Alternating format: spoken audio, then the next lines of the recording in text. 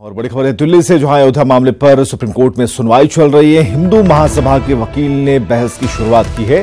समझौते के लिए पब्लिक नोटिस जरूरी है, यह कहना है हिंदू महासभा का, और आपसी बातचीत से इस मसले का हल निकले तो बेहतर है, सुप्रीम कोर्ट ने कहा है।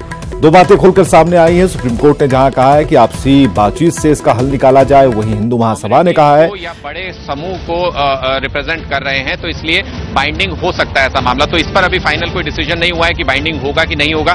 दूसरा कि दो लॉयर्स हैं ऑल इंडिया हिंदू महासभा के, जो दो लॉयर्स अपीयर हो रहे हैं, जिनमें से एक कह रहा है कि वो मीडिएशन के पक्ष में है और एक कह रहे हैं कि वो मीडिएशन के पक्ष में नहीं है। तो एक ही जो पक्षकार है उसके दो लॉयर्स भी अलग अलग बात रख रहे हैं, जिसको चीफ जस्टिस ने कह दिया है, उनको बैठा दिया गया कोर्ट में, उनको कहा गया कि आप बैठ जाइए क्योंकि आपका पक्ष साफ नहीं है। और दूसरी तरफ अगर आप देखें तो जो रामलला के जो लॉयर हैं उनकी तरफ से भी अब ये कहा जा रहा है कि रामलला या राम जन्मभूमि का जो मामला है वो नॉन नेगोशिएबल है, उनके लिए आस्था का मामला है और इस पर किसी तरीके का नेगोशिएशन उनके लिए मुमकिन नहीं है। तो एक तरीके से अगर देखें तो हिंदू पक्षकारों में निर्मोही अखाड़ा तैयार मीडिएशन के लिए, रामलला के पक्षकार जो है उनकी तरफ से साफ कह दिया गया कि नॉन नेगोशिएबल है उनके लिए मामला।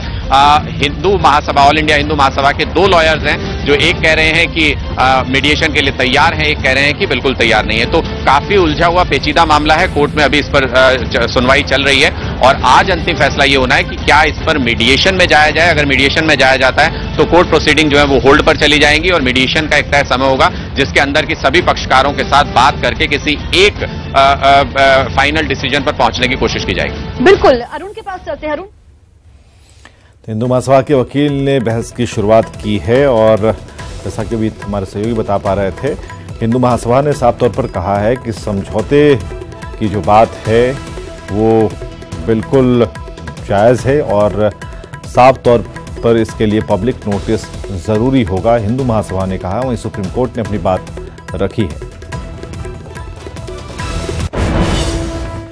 और चलिए खबर आ रही है, भारतीय सेना ने पाकिस्तान को करारा जवाब दिया। मेंढर के बालनोई सेक्टर के पार पाक पोस्ट को उड़ा दिया गया है। पाकिस्तान के कई सैनिकों के घायल होने की भी खबर है। पाकिस्तान लगातार सीज फायर का उल्लंघन कर रहा है। पुंछ और मेंढर के कई इलाकों में अभी भी फायरिंग जारी है।